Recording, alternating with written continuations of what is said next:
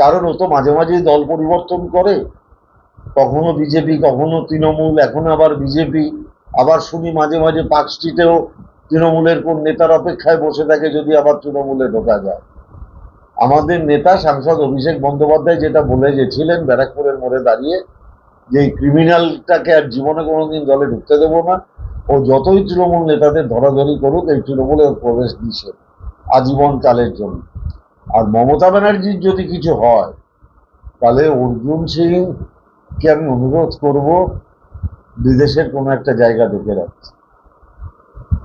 মমতা ব্যানার্জির কিছু হলে তৃণমূলের ছেলেরা, বাংলার মানুষ ছেড়ে দেবে না।